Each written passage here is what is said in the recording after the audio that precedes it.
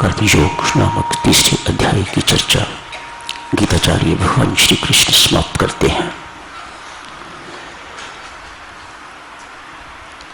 हमारी चर्चा तो चल रही है कर्मयोग पर। अर्थ, कोई भी व्यक्ति इस संसार में कर्म किए बिना रह नहीं सकता।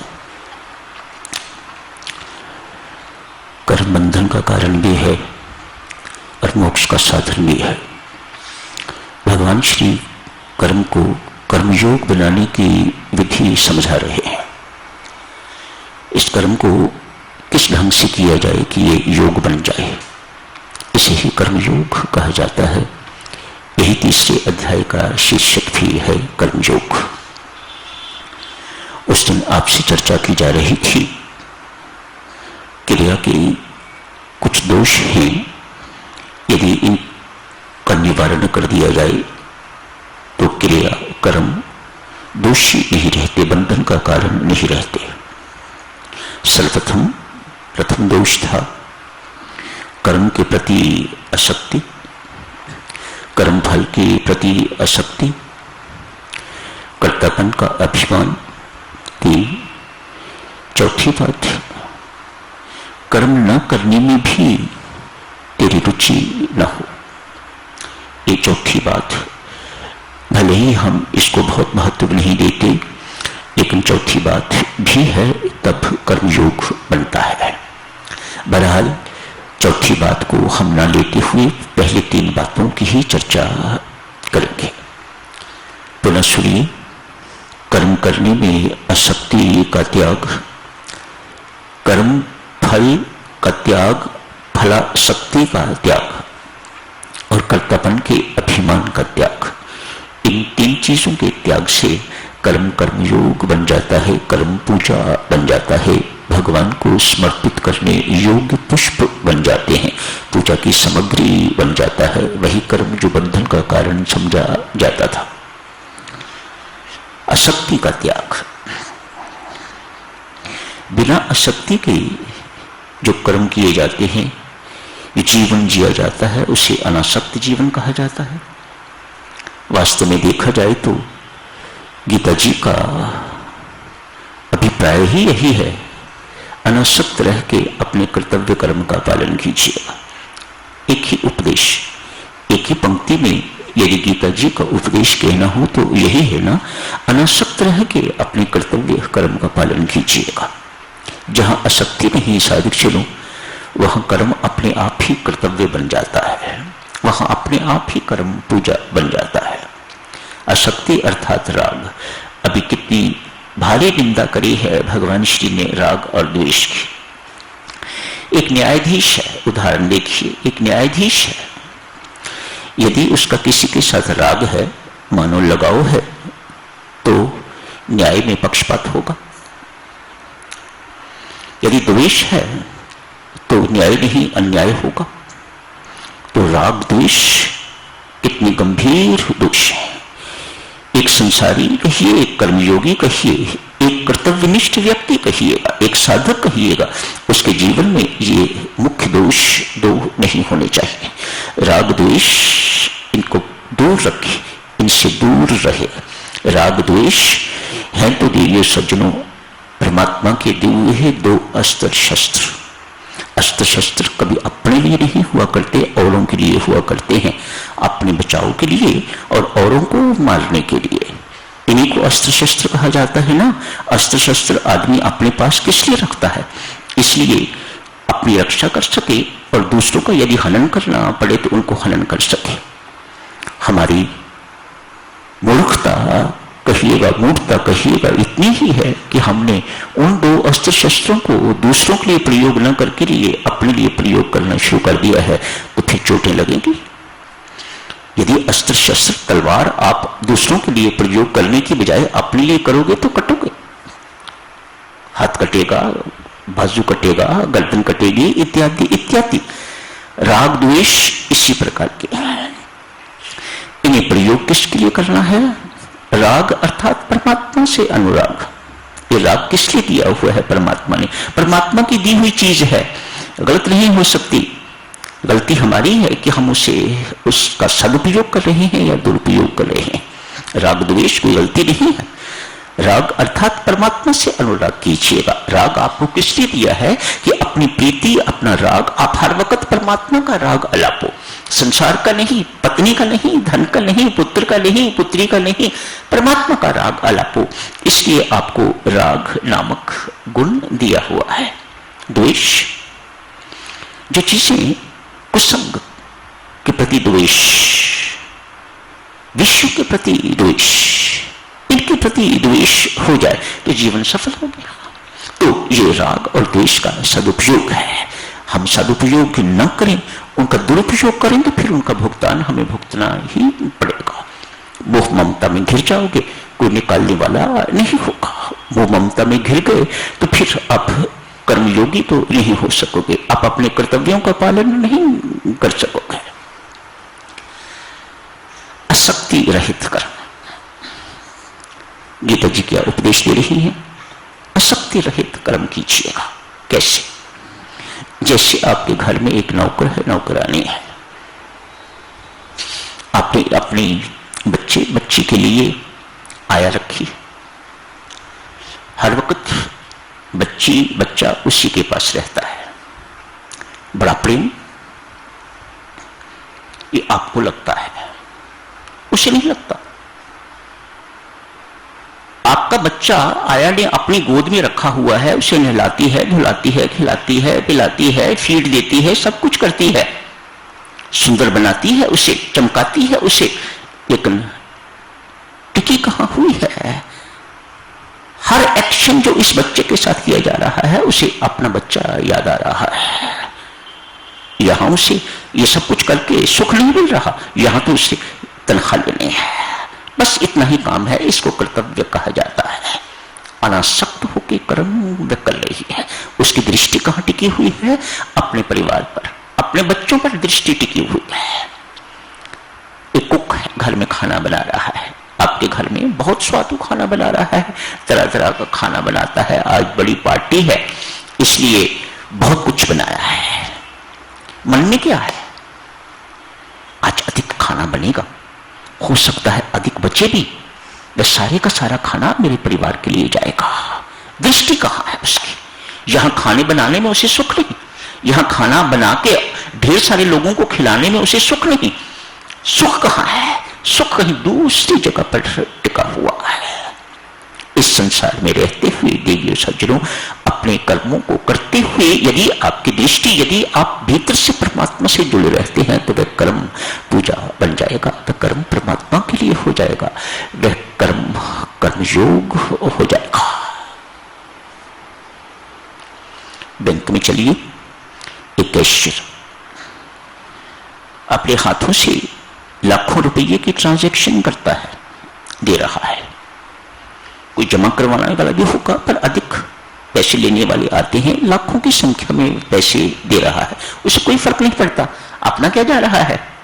यही सोच है ना कैशियर की? क्या सोच है? यही है ना, वे लाखों रुपए खुले हाथों देता है, जितनी मर्जी निकलवा लीजिएगा। आप 10 लाख लेना चाहे, निकलवाना चाहे, वह देता है 10 लाख आपको, उसे कोई पीड़ा नहीं महसूस होती। क्यों? उस पैसे के साथ उसकी आसक्ति नहीं है। बाहर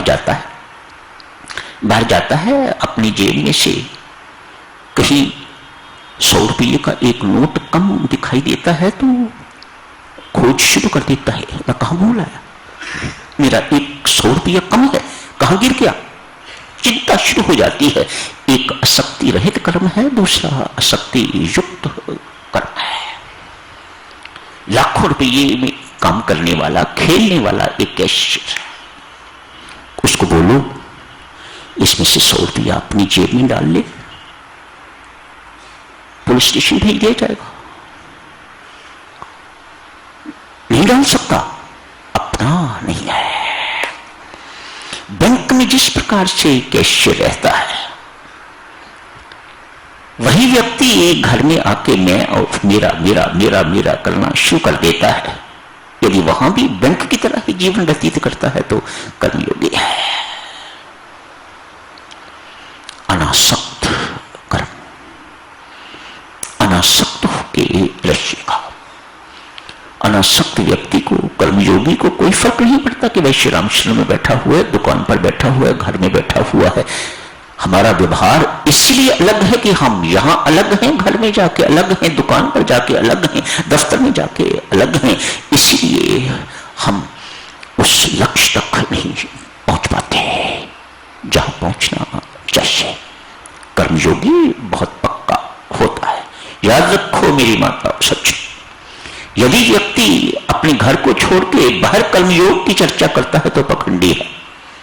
कर्मयोग घर से शुरू होता है। यदि आप अपने घर में कर्मयोगी हैं तो आप बाहर भी कर्मयोगी नहीं हो सकते। बिल्कुल झूठे हैं आप, पखंडी हैं आप, दंभी हैं आप, कपटी हैं आप। कर्मयोग घर से शुरू होता है। ये सेवा का काम, ये कर्तव्य कर्म निभाने का काम घर से शुरू होता है। कर्तापन का अभिमान, आसक्ति रहित कर्म, कर्तापन का अभिमान। भगवान श्री कर्तापन के अभिमान को तोड़ने के लिए विराट स्वरूप धारण करते हैं। वे कर सकते थे। सामान्य संत भक्त गुरु शिक्षा के माध्यम से, ज्ञान के माध्यम से, प्रवचनों के माध्यम से वही काम करते हैं जो भगवान श्री कृष्ण ने अर्जुन के लिए कुरुक्षेत्र में किया था। हर कोई वैसा नहीं कर सकता जैसा उन्होंने किया है। वह तो बड़े विलक्षण जगत गुरु, वह कर सकते थे, हर एक में ऐसा समर्थ नहीं है। पर वही चीज ज्ञान रूप में, वही चीज प्रवचन रूप में देनी तो संत का कर्तव्य है, भक्त का कर्तव्य है, गुरु का ये कर्तव्य है और वह निभाता है। क्या दिखाते हैं भगवान श्री? अर्जुन को दिखाते हैं ये सारे जितने राजा तेरे सामने खड़े पड़े हैं, ये सब के सब मेरे अंदर मरे पड़े हैं। कोई दांतों में मरा पड़ा है, कोई इधर मरा पड़ा है, कोई उधर मरा पड़ा है। अर्जुन उनको देख के तो भयभीत अर्जुन, इतना विशाल विराट विभो स्वरूप, डरावना स्वरूप, काल रूप स्वरूप देख के तो अर्जुन बेचारा बिल्कुल भयभीत है। साधक नहीं है, उसकी तैयारी बिल्कुल नहीं है कि मुझे ये सब कुछ देखना जो है वह पड़ेगा। लेकिन इच्छा थी, भगवान ने उसकी इच्छा पूर्ण कर दी। साधना तैयारी है।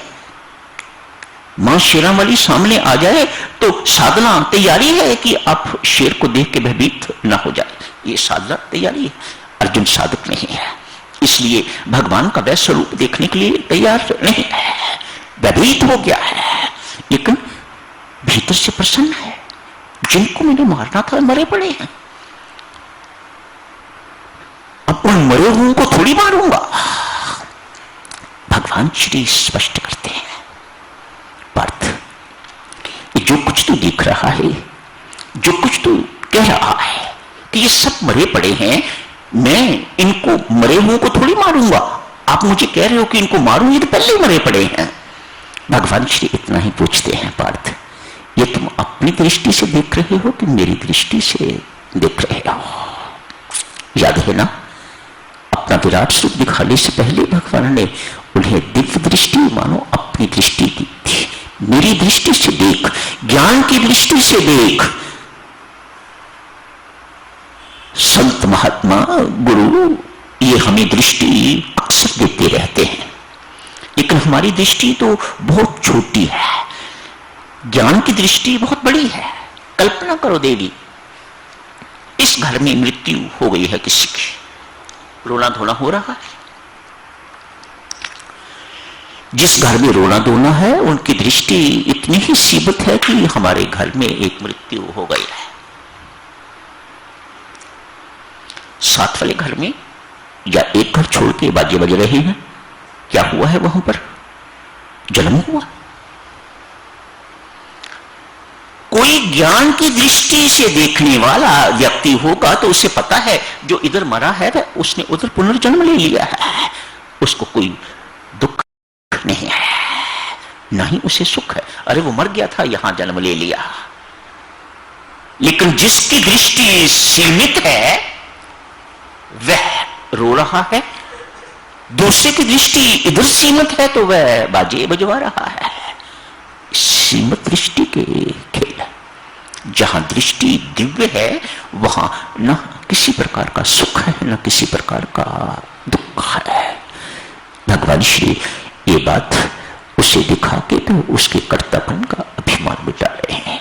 तूने देख लिया ना अपनी आंखों से, ये मैंने मार रखे हुए हैं, तूने सिर्फ मारने का अभिनय करना है।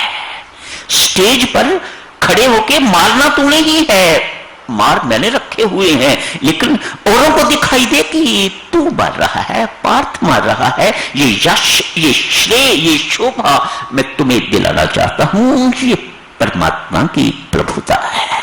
सब कुछ करते हुए भी आपको श्रेय दिख, वाह बेटा वाह, तू अपने परिवार का पालन पोषण कितनी मेहनत से कर रहा है। नहीं कहते परमात्मा की इस मेहनत का बल देने वाला मैं बैठा हुआ हूं। मैंने किसी दिन भी आपसे मेहनत का बल छीन लिया तो आप बलहीन हो जाओगे, शक्तिहीन हो जाओगे, कुछ नहीं कर सकोगे। आप इस चीज को पहचानते नहीं हो। भगवान श्री अर्जुन को आज यही स्पष्ट कर रहे हैं, जो कुछ करना था, जो कुछ होना था, वो मैंने पहले कर रखा हुआ है। स्टेज पर करना तुम्हें है। न कर्म में आसक्ति, न कर्म फल में आसक्ति, न कर्तव्य का अभिमान। इस प्रकार से कर्म साधक जनों कर्मयोग बन जाएगा।